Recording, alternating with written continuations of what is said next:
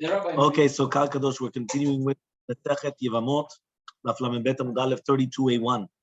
We are on the Gemara where the Gemara now says that why don't we do Yibum to one of the women and Chalitza to one of the women? So we answered it's a Gezerah Shema Yomru Baitecha Mikzato Banui Umikzato Chalutz, because basically they're going to say the two Yevamot which are coming from the same house, one of them could do Yibum and one of them does Chalitza, and it's not true. It's either one does Yibum or one does or one is Patur Legamna, meaning that it's either one does Yibum and Chalitza or one is Patur 100%. So says the Gemara Biyomru, and say it. What do I care? Like, what do I care if they're actually even going to say this? So answers the Gemara, if he did Yibum and then Chalitza, Hachanami, you're right, then it wouldn't have been a problem. Maybe he's going to do Chalitza at the beginning, and then he's going to do the Yibum. Now, if he does Chalitza, he cannot do Yibum afterwards, because then it says, which means that it's the second that a person does Chalitza, he cannot do Yibum anymore to that woman. Because the second that he didn't build the house of his brother, so then that's it. He cannot do anything. Nigmar Sipur. Very good.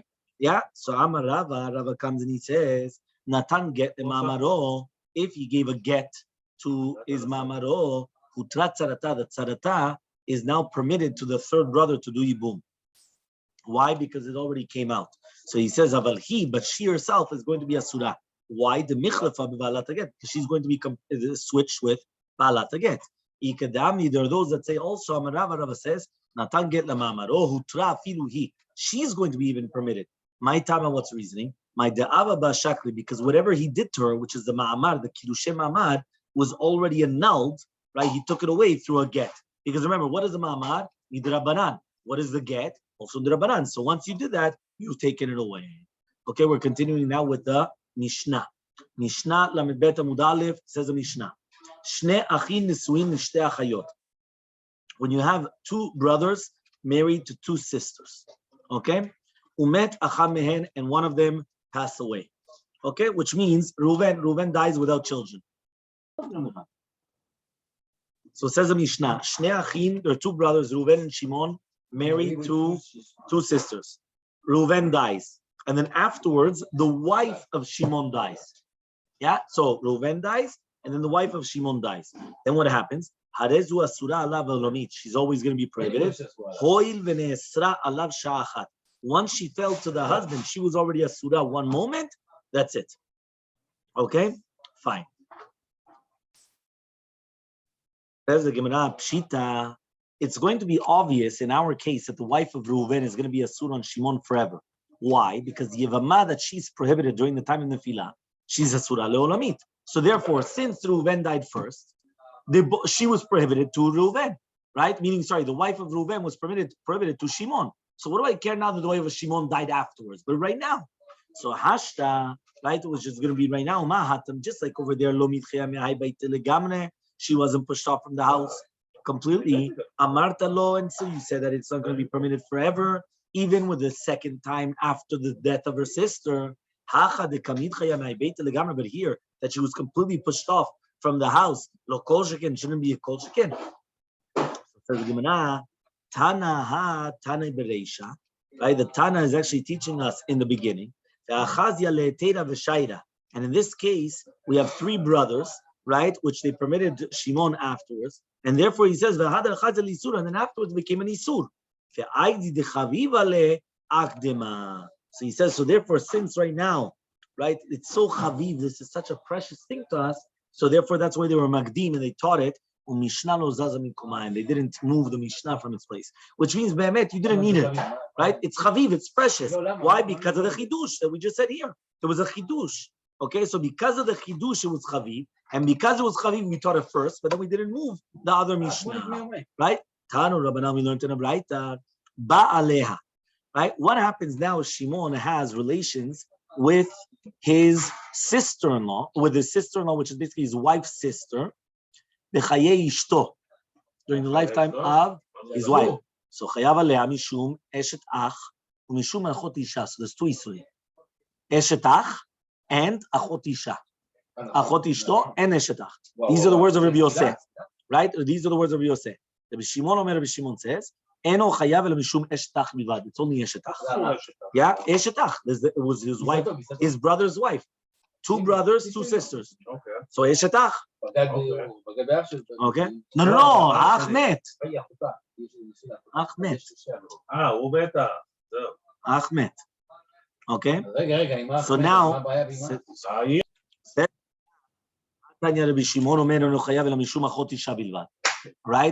It's achot isha. Right? Which means that if we just read it a little bit more, maybe we'll understand. La kashia, says the Gemara, it's not a question. Kan shenasa et achai, ve'achar kach nasa et hamet, ve'kan shenasa et hamet, ve'achar kach nasa et achai. So he says it all depends.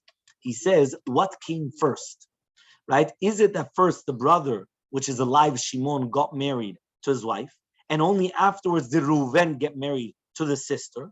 So therefore, the Shimon holds, since it was Eshet Reuven was already a Suran Shimon because of Achot Ishto, even before becoming Eshet Achiv.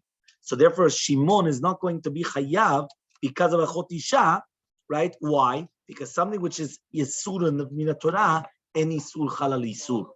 But Kan, the second or first Braita, is talking about Shenasa Met, which means Reuven got married to his wife, and then Shimon got married to his wife. So in such a case, Rabbi Shimon holds, since Eshet Reuven was already prohibited to Shimon because of Eshet Ach, before it became Achot Ishto, so therefore it's Eshet Ach over here because any Isur Chal Isur. So basically it depends who got married first, what's going on. No, it's a status, right?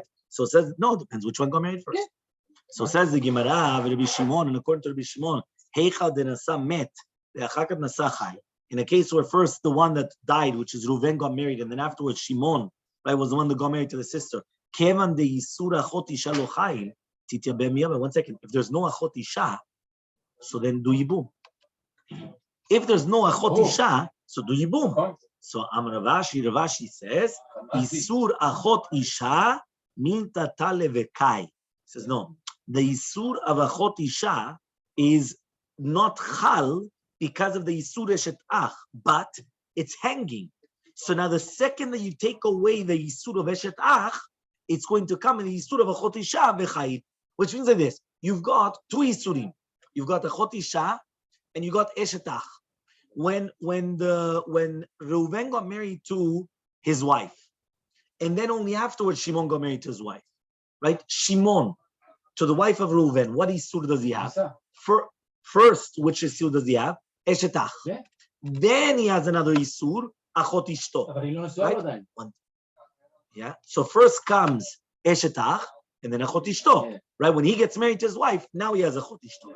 So now what happens is, says the Gemara, right, as follows. So says the Gemara, right, says the Gemara, he comes and he says as follows. Says the Gemara, if right now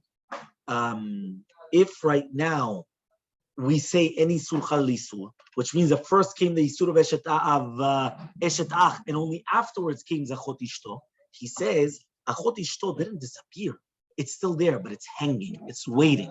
So now the second that the Eshet Ach goes away, how does it go away?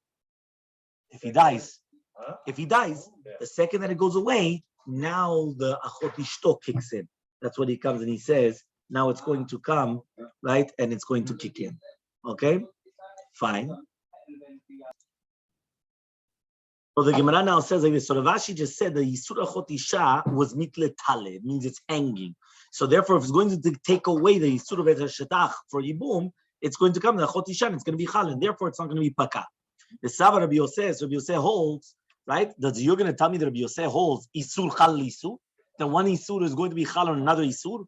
But now we learned in a Mishnah. Are you going to tell me now that according to Shitat Rabbi Yosef, Isur is Chal Isur? But now we learned in a Mishnah, Misha Varavera Sheyesh Bashte Mitot. Right? There's a Gemara in Sanhedrin. What happens right now? The Mishnah says that if right now a person does an Avera, which has 2 death penalties to it, right? So what does that mean? For example, let's say he had relations with his mother-in-law, and she's also married. So therefore, the biggest he had a relation with his mother-in-law. So therefore, the mother-in-law, right, and she's married, right? So therefore, for the mother-in-law, it's srefa, which is burning. For the eshetish, it's going to be chenek, strangulation. So what happens? You give him the stricter penalty. What's that? The srefa. Okay, Rabbi Yosef says, Nidon bezika rishona ba'alav. No, you give the first one that came to him. What does it mean? What was the first isur that came to him?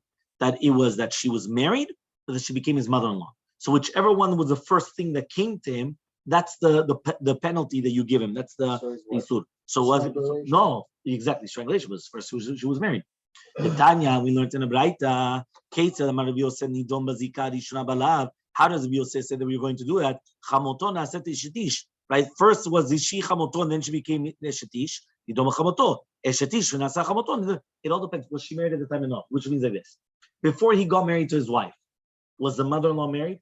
If the mother-in-law was already married before he married his wife, so first she was a married woman, and then she became the mother-in-law. So then in that case, married woman. However, though, what happens if the father, she wasn't married, she was either divorced or widowed, and he gets married to his wife? And only afterwards does the mother-in-law get married. So now she's the mother-in-law before being married woman.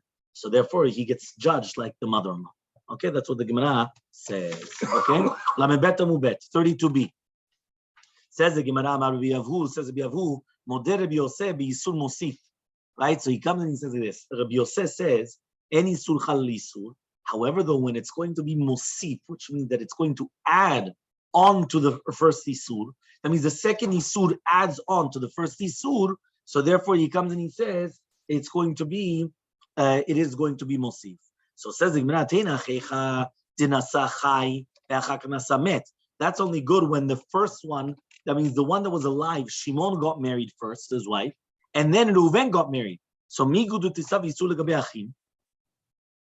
since now there's an extra Yisur by the brothers because of Eshetach, right? So therefore, it's going to be also adding on because of him. Right? But first, if the one that died got married first, and then the Shimon, the one that stayed alive, right, he gets married second, what are you adding on? So it says, if you're going to tell me, right? If you're going to tell me now that it's a migu, that what? That all the other, the brothers and sisters, everything became prohibited. So hayisur kolelhu, that's an isur kolel. Isur kolel means when it's going to be an isur, which is going to be kolel everything together. It's not on a certain person. It's an isur kolel in general. Okay? So he says, El Amarava, brother Rabbi says, Ma'ale ani alav ke'ilu asa shtayim. I'm going to say that it was like as if that it was done two things. Ve'enu chayav ela achat. But really, be'emet, he's only going to be chayav because he did two averot. But really, be'emet, he's not going to be punished on two averot. He's only going to be punished on one of them. V'chen ketaravi, namar Rabbi Yochanan, Ma'ale ani alav ke'ilu asa shtayim, as if that it was done two of them, and you're only going to be chayav one of them. Right? My nafkamina, what's a nafkamina? Lekovro ben reshaim gemurin. Where do you bury him? Because you have to remember, right? Well, you have to remember that you bury people that they died, right, from certain death penalties in a different cemetery. So each one is in a different cemetery. So because of that, we're going to say, how are they going to bury them? Says the Gemara, uve plukta. And in the machloket, the Dietmar, as we said, Zar Shashimesh B'Shabbat. Imagine you have a Zar. A Zar is a non-Kohen. That he came and he worked, a non-Kohen. A stranger, a non-Kohen, a Israel. Yeah, that he comes or even a Levi. And he comes and he says, and he comes and he works on Shabbat. So he does the service in the Beit HaMikdash and on Shabbat. So he did two avirot. The Chalev Shabbat, and he does the service in the Beit HaMikdash. So he says, Rabbi Chia says, Chayav Shtayim. You're going to be Chayav two different avirot. Number one, working the Beit HaMikdash, right? That means because he's a Zar. He's not allowed to work in the Beit HaMikdash. And number two, Mechalel Shabbat. So Bar Kappara Omer, Bar Kappara. Yeah, he says, Eno Chayav Ela Achat. He's only going to be Chayav one of them. Right? Why? Because at the end of the day, because of Avodat Beit HaMikdash. Kafatz Rabbi Chia v'nishba, says Rabbi Chia and he swore and he says Avodah. Kach shamati mi Rabbi Yehuda Nasi. This is what I heard from Rabbi. Rabbi Yehuda Nasi. Shtayim. He's going to be chayav on two things, right? So kafatz bar kapara v'nishba avodah. Kach shamati mi Rabbi achat. So imagine you have two big rabbis. They're coming and they're swearing. I heard from Rabbi 2 and I heard from Rabbi 1. So what's going on? So itchil Rabbi Chia ladun, right? So Rabbi Chia comes and he starts being judging. He says, Shabbat lakol nesra. Shabbat was prohibited to everybody, meaning everybody is not allowed to work on Shabbat. So when it was permitted on the Beit HaMikdash, it was only permitted for the Kohanim. The Kohanim utra, It was only permitted for the Kohanim, not for the Zarim. So yesh kan mishum zarut, yesh kan mishum chilul Shabbat. So therefore you have zarut and you have chilul Shabbat. So therefore because of that, you have two different averot. So therefore that's why he comes and he says, yeah, Reb Chia comes and he says, right, the kach shamati merebi, right, that it's going to be two, because you have Shabbat plus avodah. התחיל בכפרה לדון, בכפרה comes and he says, Shabbat לכל נסרה, כשהותרה במקדש, הותרה, אין כאן אלא זרות. He says, it was permitted completely in the Bet HaMikdash. So since it was completely permitted in the Bet HaMikdash, the avodah, right, meaning that you're allowed to do service on Shabbat in the Bet HaMikdash. So once they permitted doing the service in Bet HaMikdash, right, so therefore, it was permitted for anybody. So there's only a zarut. There's only a stranger. So fine, so he's a surah because of stranger. He did the Avirah of being a stranger and doing the service of Bet HaMikdash, but not because of the Shabbat. Fine. Another similar machloket, balmum. Balmum sheshimesh betuma. A next one. You have a kohen that he's a balmum. Can a kohen balmum do services in Bet HaMikdash? Kohen balmum, can he do services in Bet HaMikdash? No. He's got a defect. No. No. He already knows. Right? Also Zarno. Yeah? Yeah? So he says like this. No, not Zari. No Zari. Zar. No Zari. Zar. He says, Balmum Sheshimesh. He says, Balmum Sheshimesh Betuma. He says, a Balmum that comes in when he's Tameh. And he does a Korban Sibur. Reb Chia comes and he says, two Averot. Why? Balmum and Tameh. Bar Kapara Omer, and Ochev Elachat, only once. Kafatz Reb Chia v'nishba. Reb Chia comes and he swears, Avodah. I heard it from Rabbi. Shtaim. Kafatz Bar Kapara v'nishba. Avodah, Kashmati Rabbi, Achat. So now he comes. Hitchil Reb Chia Ladon, Reb Chia comes and he says, Tum'ah lakol nesra. When Tum'ah comes, Reb Chia and he says, Tum'ah was for one person, Tum'ah was for everybody. Nobody's allowed to go into the Bet HaMikdash when they're Tameh. So therefore it's nesra, even for Balei Mumim. So Keshutra, when was it permitted Tum'ah? In the Bet HaMikdash for Korbanot Tzibur, by Kohanim Tmimim Mutra. Right? So he says, Le Kohanim Tmimim Mutra, but not the Kohanim Balei Mumim. So therefore you have a problem Balei Mumim, and you have a problem of Tum'ah. So because of that, two Averot. Right? Itchil Bakapara Ladun says Bakapara, no.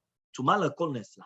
Tum'ah was given to everybody, but Keshutra was Utra in the Bet HaMikdash. So if it was Utra legamre. So there's only Balmum. So if there's only Balmum, it's only a problem of Balmum, not because of thing.